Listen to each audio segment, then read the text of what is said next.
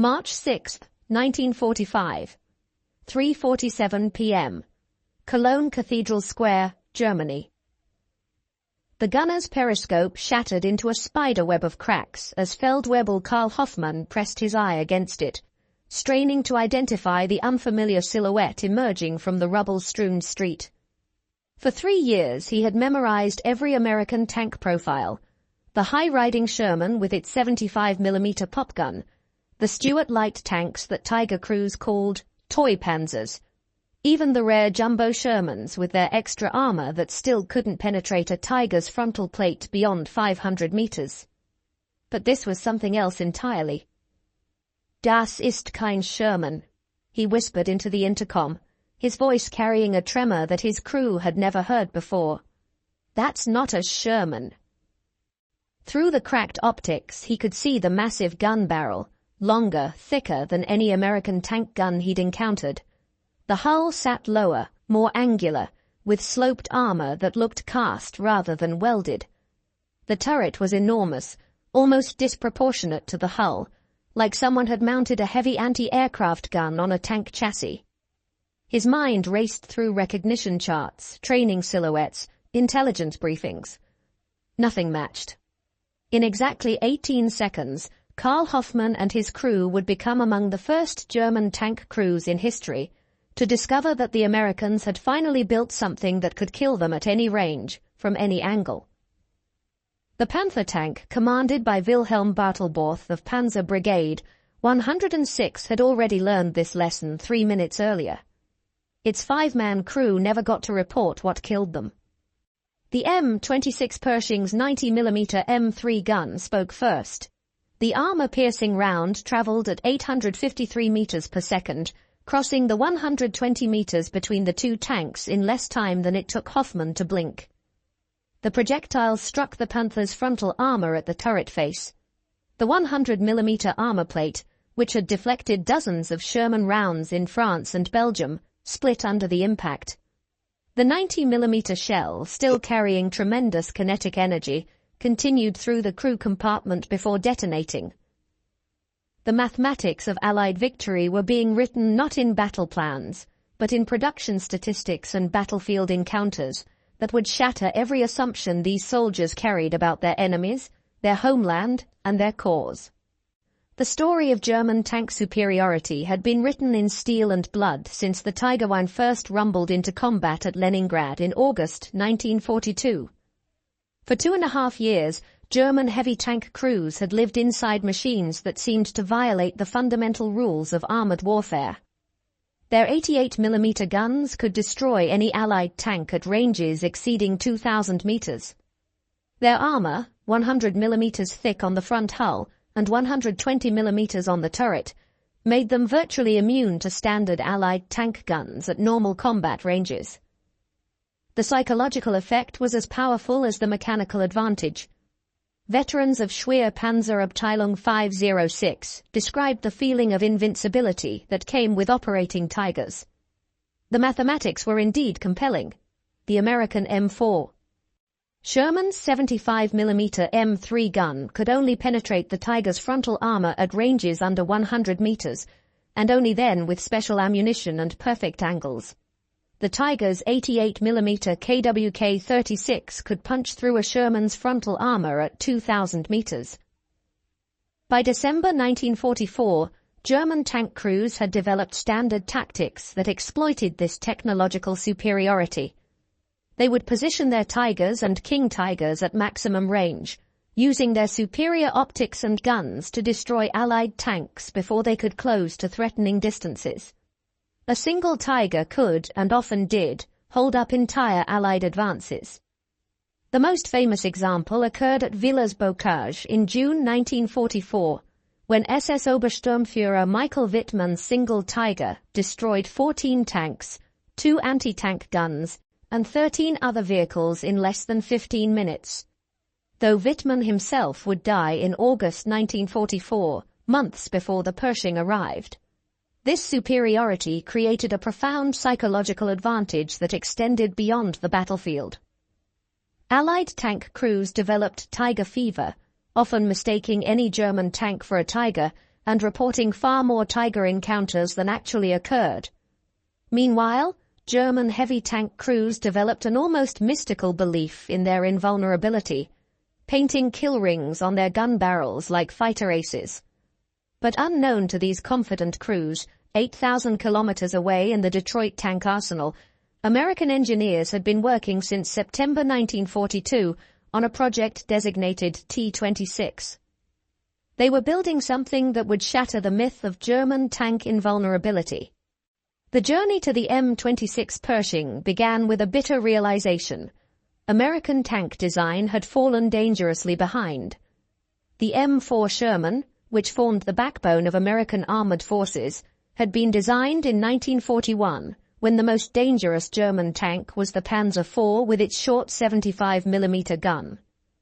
By the time Shermans faced Tigers in Italy and Normandy, they were outclassed in every category that mattered: armor, firepower, and effective range. The Pershing development program represented a crash effort involving 14 major contractors, 300 subcontractors, and over 50,000 workers across 22 states. Fisher Body Division of General Motors, which had been producing Sherman tanks at its Grand Blanc arsenal in Michigan, received orders to immediately retool for the new heavy tank.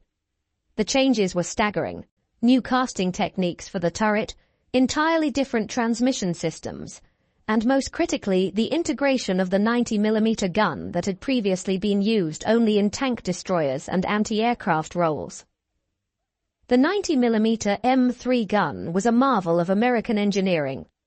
Developed from the successful 90mm anti-aircraft gun, it fired a 24-pound armor-piercing round at velocities exceeding 2,800 feet per second. The standard M82 APC round could penetrate 119 millimeters of armor at 500 yards, enough to punch through a Tiger's frontal armor at combat ranges. The newer T-30E16 HVAP round, with its tungsten carbide core, could penetrate 221 millimeters at the same range, enough to threaten even the mighty King Tiger. The development was shrouded in unprecedented secrecy. Workers at the Fisher Tank Arsenal were told they were building an improved Sherman variant. Components were manufactured in separate facilities to prevent anyone from understanding the complete design. When the first 20 Pershings were sent to Europe in January 1945, they were listed as heavy maintenance equipment and covered with tarps. January 15, 1945. New York, port of embarkation. Under cover of darkness and heavy security, the first 20 M26 Pershings were loaded onto ships bound for Europe. Each tank was wrapped in waterproof covering and labeled with false shipping codes. The crews selected to operate them had been training in isolation at Fort Knox since November, sworn to secrecy under penalty of court-martial. The crossing took 11 days through U-boat-infested waters. The Pershings were positioned in the ship's holds behind rows of regular Shermans, hidden even from most of the ship's crews. The tank crews spent the voyage studying German armor recognition charts and practicing their cover story. They were replacement crews for standard Sherman units. The Pershings arrived at Antwerp on January 26, 1945, again under cover of darkness. They were immediately transported by special trains to the 3rd Armored Division's maintenance area near Düren, Germany. Here, the crews conducted final preparations, while Division Commander Major General Maurice Rose personally briefed battalion commanders on the new weapon. February 25, 1945. The first 4 Pershings were assigned to the 3rd Armored Division's push toward the Rhine. They were distributed 1 per task force, hidden among regular Sherman companies with strict orders to avoid combat unless engaging German heavy tanks. The crews painted them with standard olive drab and added unit markings to make them blend in, though their longer guns and lower profiles made them distinctive to trained eyes. The German intelligence failure was complete. Despite having one of the most effective intelligence services of the war, the Wehrmacht had no idea the Pershings existed. German commanders believed Americans had chosen quantity over quality as a permanent doctrine, unable to conceive that American industry could pivot to producing heavy tanks while maintaining Sherman production. February 26, 1945, near Elsdorf, Germany, marked the first Pershing combat loss. The T-26E-3, nicknamed Fireball, was knocked out by a Tiger I in a close-range ambush. The Tiger's 88mm round struck the Pershing's gun mantlet, killing the gunner and loader. However, the Pershing was repaired and returned to service on March 7, a testament to American recovery and maintenance capabilities. Over the next week, scattered reports began reaching German headquarters about encounters with an unidentified American tank with a longer gun and heavier armor than the Sherman. A Panther crew reported being destroyed at 1,800 meters by a single shot from an American vehicle they couldn't identify. Most disturbingly, every report mentioned the same detail: a gun that appeared significantly longer and larger than the standard Sherman's 75mm. March 6, 1945. The battle at Cologne Cathedral would become the most documented tank duel of World War II, captured on film by Signal Corps cameraman Jim Bates. The day began with German forces positioning remaining tanks around the cathedral square. Wilhelm Bartelborth, commanding a Panther from Panzer Brigade 106, felt confident despite the American approach. The square's open space gave clear fields of fire, and their positions behind rubble provided partial hull cover. At 15:20 hours, Bartelborth spotted movement near the destroyed Geryon Hotel. Through his periscope, he saw what he initially reported as an unusual Sherman variant with an extended gun. He ordered his gunner to engage at 300 meters, point-blank range for a Panther's high-velocity 75mm gun. The Panther fired first, its round striking the approaching tank's frontal armor. But instead of penetrating, the shot ricocheted upward in a shower of sparks. Bartelborth had exactly 3 seconds to process this impossibility before the return shot arrived. Staff Sergeant Robert Early, commanding the Pershing nicknamed Eagle 7, had already acquired the Panther in his gun sight. His gunner, Corporal Clarence Smoyer, centered the crosshairs on the Panther's mantlet and fired. The 90mm round punched through the Panther's turret face. The tank burst into flames as ammunition cooked off. The film footage captured by Jim Bates shows what happened next. Another German tank nearby, accounts vary whether it was a Tiger or another Panther, attempted to engage but was also destroyed by the Pershing with a single frontal shot. The engagement lasted less than 5 minutes, but demonstrated conclusively that American tanks could now match German armor in firepower. The destruction of German tanks at Cologne Cathedral triggered an intelligence crisis within the Wehrmacht. Oberkommando West issued urgent directives demanding all units report immediately any encounters with new American heavy tanks and provide detailed descriptions and capabilities. The responses painted a picture of technological surprise that German commanders struggled to accept. Multiple crews reported American tanks with 90mm class guns and heavy frontal armor destroying Panthers and Tigers at ranges exceeding 1,500 meters. German crews began referring to it as the long gun Sherman, unable to conceive of an entirely new American heavy tank. This misunderstanding would persist for weeks, contributing to tactical errors, as German crews attempted to engage Pershings using anti-Sherman tactics. The Panzerwaffe's training infrastructure struggled to respond.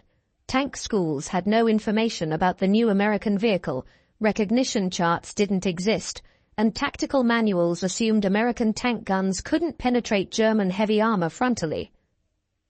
By mid-March 1945, roughly 20 Pershings were operational in the European theater, with more arriving weekly. While this number seems insignificant compared to the thousands of Shermans in service, the psychological impact far exceeded the mathematical ratio. German tank crews, accustomed to engaging Shermans with impunity, now approached every engagement with uncertainty. The kill ratios tell part of the story. In the limited engagements where Pershings faced German armor, they achieved positive results, though the sample size of only 20 tanks in combat makes statistical analysis problematic. What mattered more was the uncertainty.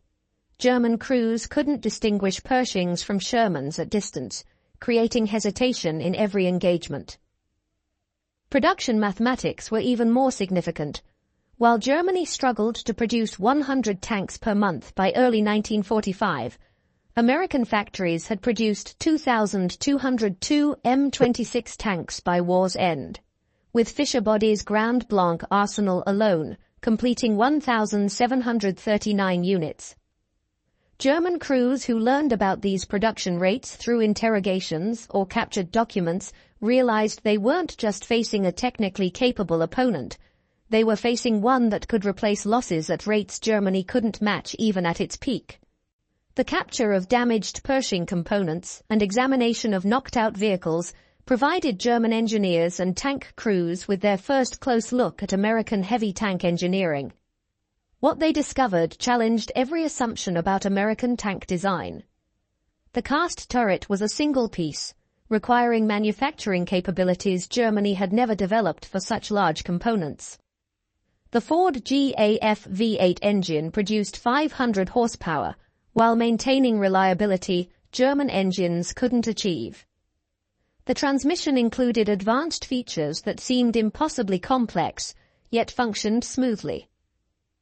German technical officers reported that this wasn't simply an upgunned Sherman as initially assumed. Every component represented advanced engineering. The gun stabilization system allowed accurate fire while moving, something German Tigers couldn't do.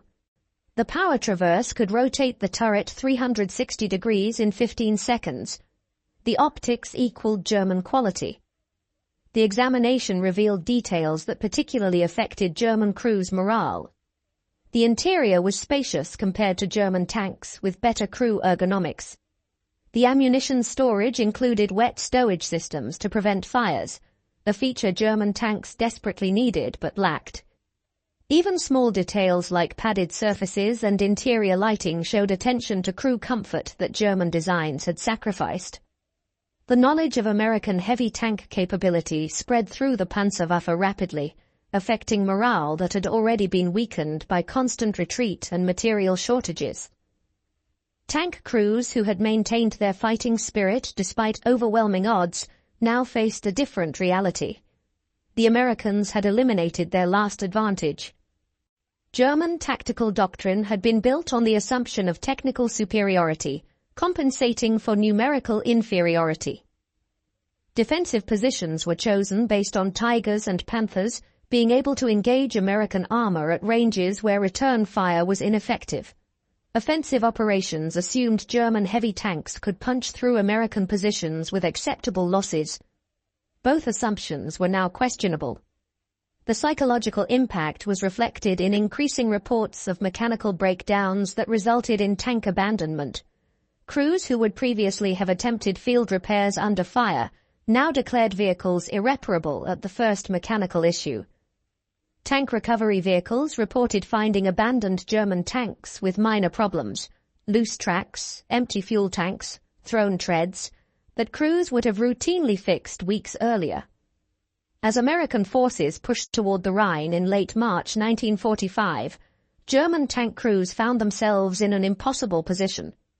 They were ordered to hold bridgeheads against American advances, but they no longer knew what they were facing. Every engagement became a lethal gamble. Were those Shermans or Pershings approaching? The pattern repeated across the front.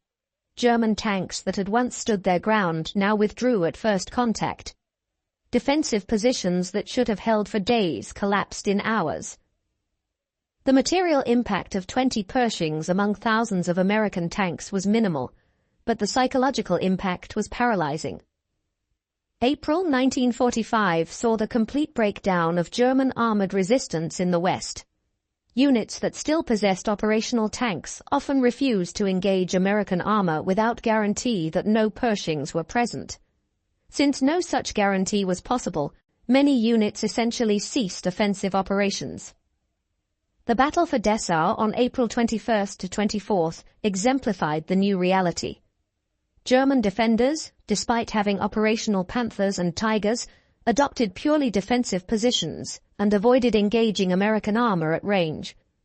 The American attack, which included Pershings among regular Shermans, met minimal organized resistance, as German crews chose withdrawal over engagement with potentially superior American tanks. Tank aces who had accumulated dozens of kills abandoned their vehicles rather than face possible Pershings. The mere rumor of Pershings in a sector could cause German armored units to withdraw. The Panzerwaffe that had conquered France and nearly defeated the Soviet Union had lost its will to fight. As German resistance collapsed in late April and early May 1945, thousands of German tank crew members became prisoners. Their interrogations, conducted by U.S. Army intelligence officers, revealed the profound impact of discovering American heavy tank capability. Veterans consistently reported that learning about American heavy tanks represented a psychological breaking point. For 3 years, they had operated under the assumption of technical superiority. Even when outnumbered, even when retreating, they knew their Tigers were superior.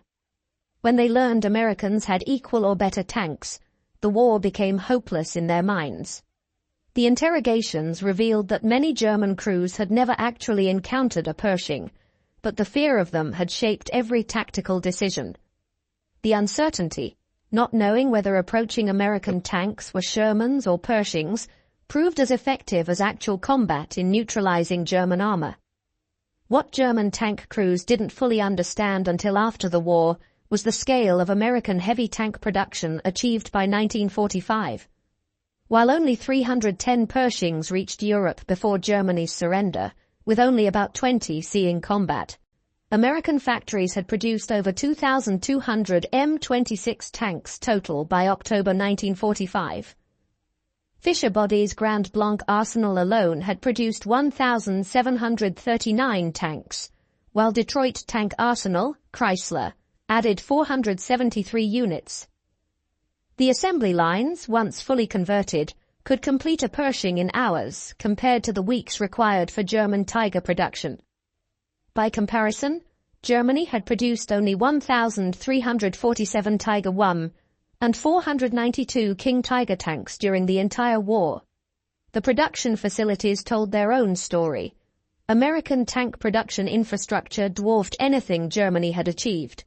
The ability to rapidly convert from Sherman to Pershing production while maintaining output demonstrated industrial flexibility Germany never possessed. German tank veterans who survived the war consistently identified learning about American heavy tanks as a pivotal psychological moment.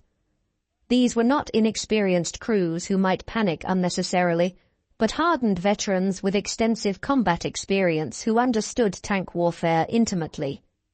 Veterans described a before and after in their combat experience. Before learning about American heavy tanks, they maintained faith in ultimate German victory through superior technology.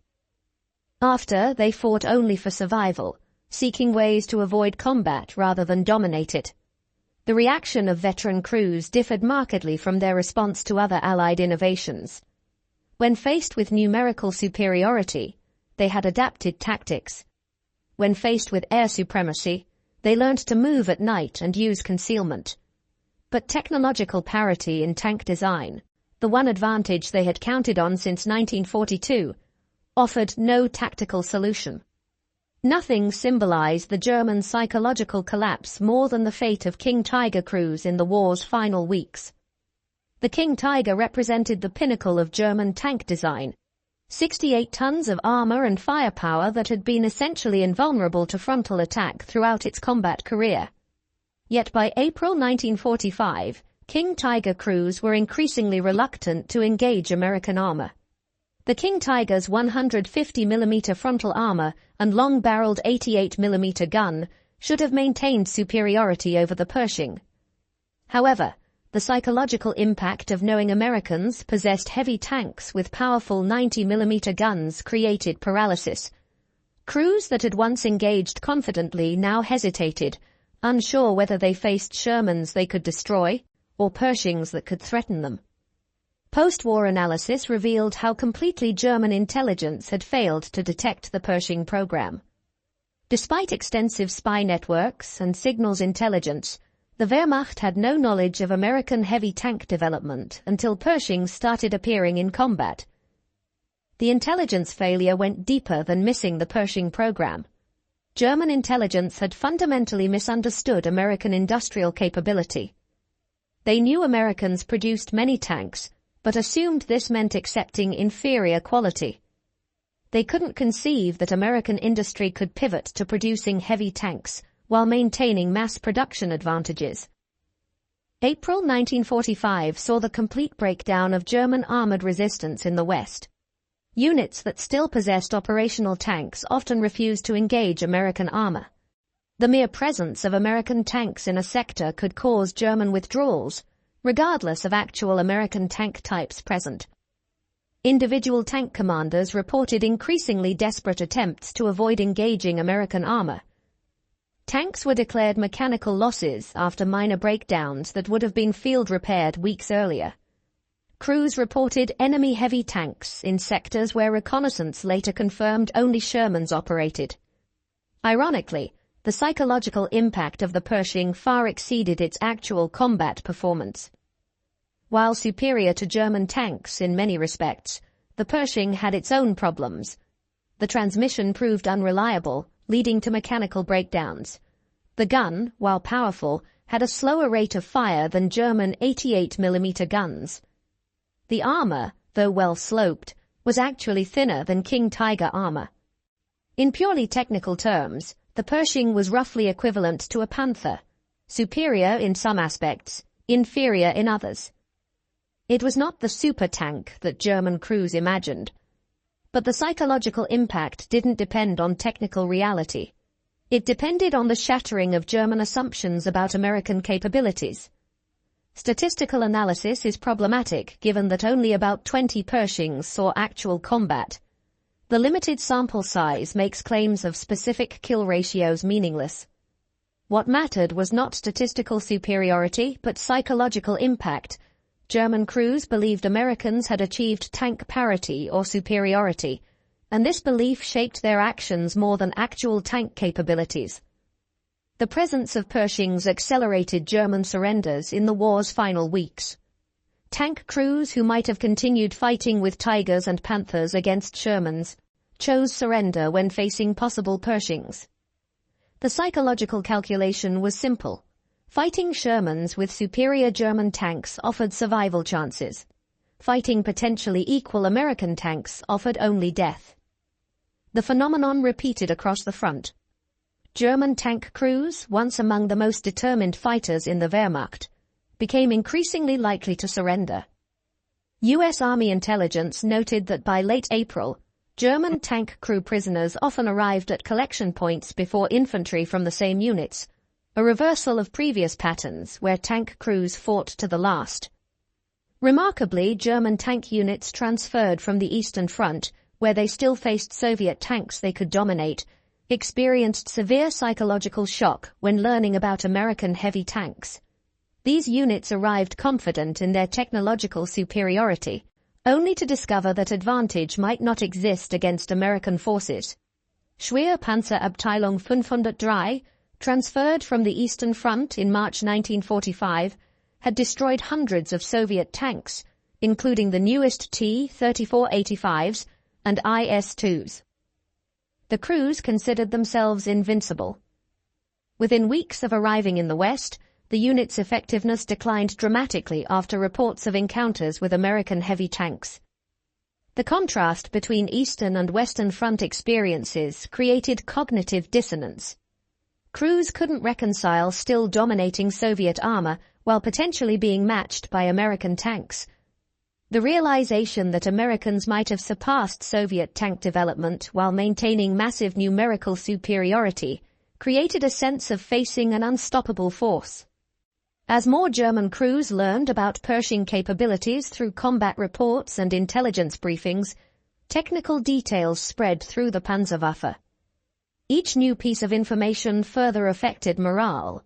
The stabilized gun system, the advanced transmission, the crew comfort features, all suggested American engineering had not just caught up, but potentially surpassed German design. The discovery that Pershing tanks included infantry telephones on the rear hull, allowing infantry to communicate directly with tank crews, demonstrated American attention to combined arms operations that German tanks lacked. The wet ammunition storage that prevented catastrophic explosions showed American concern for crew survival that German designs had ignored. Each technical detail reinforced a growing realization. Americans hadn't just matched German tank design, they had potentially improved upon it in ways German engineers hadn't considered. The psychological impact was significant for crews who had been told for years that German engineering was inherently superior. The final weeks of April 1945 saw the last engagements between German heavy tanks and American forces. These battles demonstrated the complete reversal of psychological dominance.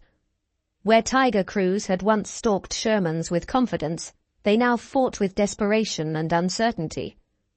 German doctrine called for engaging the most dangerous threat first, but identification uncertainty paralyzed decision-making.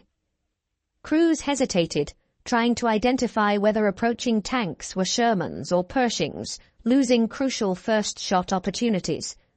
This hesitation often proved fatal, regardless of the actual American tank type. Post-war analysis by military historians revealed the significance of the Pershing's psychological impact on German armored forces. While the limited number of Pershings in combat makes statistical analysis problematic, the effect on German morale is well documented. The numbers available support this analysis. In the 2 months before Pershing deployment, German tank units in the West maintained higher operational readiness despite material shortages. After Pershing appearance reports spread, readiness declined significantly, with many losses attributed to abandonment rather than combat damage. German tank crews had developed deep confidence in their technological superiority. This belief sustained morale through terrible losses and constant retreat. The Pershing's appearance shattered this belief system. Without it, German tank crews lost a crucial psychological foundation for continued resistance. In the decades after the war, German tank veterans consistently identified learning about American heavy tanks as the moment they knew the war was truly lost. At reunions and in memoirs, the theme repeated. Technological superiority had been their last hope, and the Pershing destroyed it. Veterans consistently described the psychological impact of discovering that American workers in Detroit had built tanks that could match German Tigers. The industrial democracy they had been taught to despise had achieved technical parity while maintaining overwhelming production advantages. This realization proved more demoralizing than military defeats. What German crews never fully learned during the war would have destroyed any remaining morale. The Pershing was just the beginning of American heavy tank development. The T-26E4 Super Pershing with its enhanced 90mm gun saw limited production of 25 units, with one reaching combat in Europe. The T-26E5 with increased armor up to 279mm thickness existed in 27 prototypes. Beyond these, the T-29 heavy tank with a 105mm gun was in prototype phase. The T-30 with a 155mm gun existed in development. American tank design hadn't just caught up, it was accelerating past German capabilities while maintaining production advantages Germany never possessed. The production infrastructure told the real story. By April 1945, American tank production facilities covered over 50 million square feet of factory space. The Detroit tank arsenal alone exceeded much of German tank production infrastructure. Fisher Body had retooled entire automobile plants for tank production in months, a feat German industry never achieved. Beyond tactical and technical impacts, the Pershing created a moral crisis for German tank crews. They had been told they were fighting for German technological and racial superiority. The appearance of superior American tanks built by what Nazi propaganda called mongrel races challenged the ideological foundation of their fight. The cognitive dissonance was particularly severe for Waffen-SS tank crews, who were selected for ideological reliability. These men had accepted Nazi racial theory as justification for their actions. The Pershing's existence challenged the entire worldview that had sustained their fighting spirit. If Americans could build superior tanks, what did that say about racial superiority theories? The final accounting of Pershing impact reveals a complex story. In total, 310 Pershings reached Europe before Germany's surrender, but only about 20 saw actual combat. This limited deployment makes specific kill ratio claims statistically meaningless. What mattered was not how many German tanks Pershings destroyed, but how their mere existence affected German morale and tactical decision-making. German records show significant increases in tank abandonments in sectors where Pershings were rumored to operate. Crew surrenders increased markedly after Pershing deployment became known.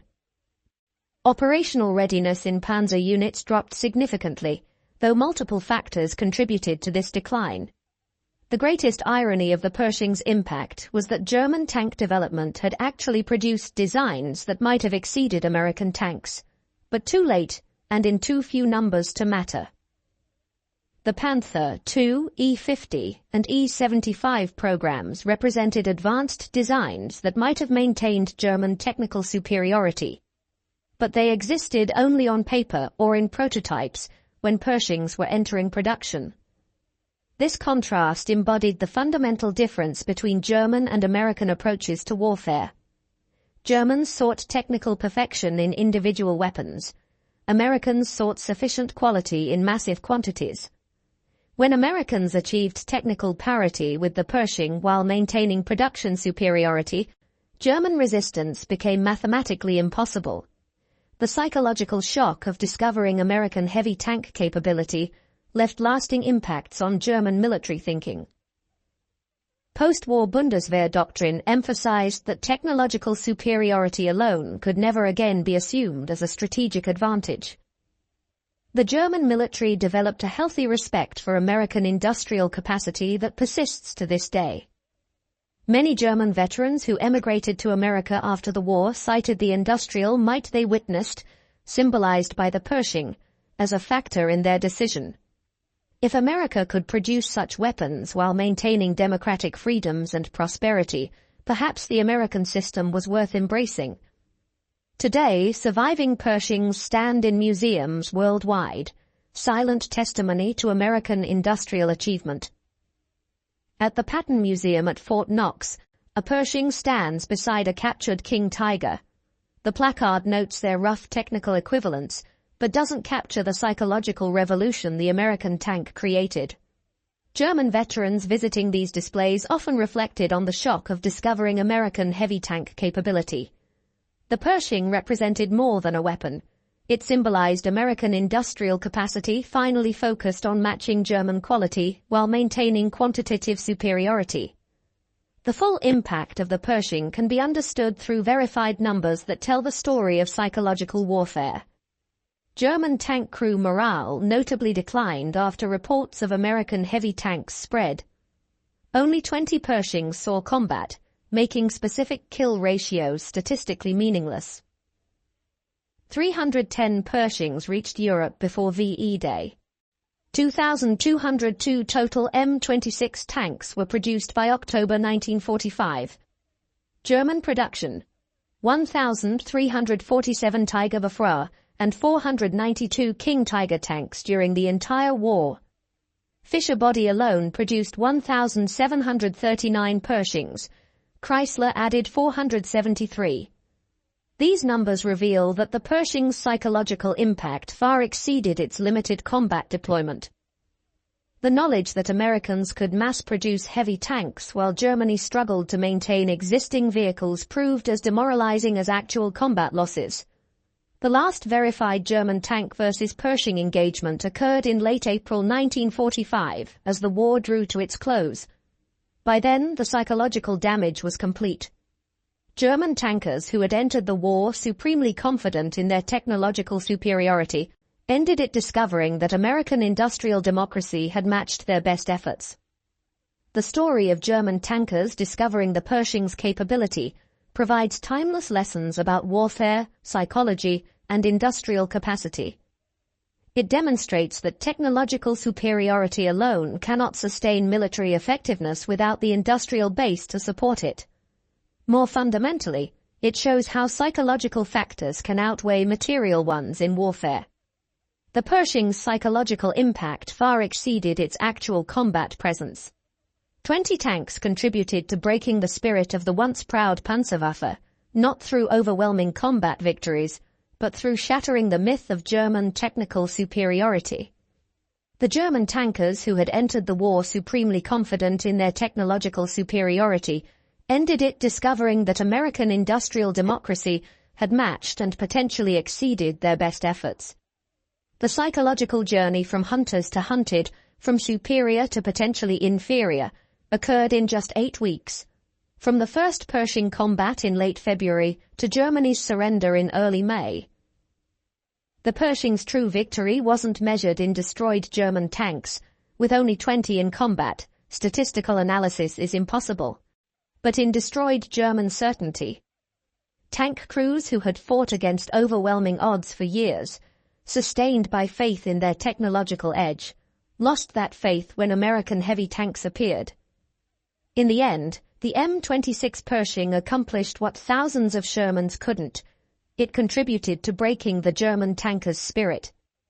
Not through overwhelming numbers or superior tactics, but through the simple, devastating proof that American engineering had caught up. The long gun that German crews saw through their periscopes in those final battles wasn't just a weapon. It was the end of an era.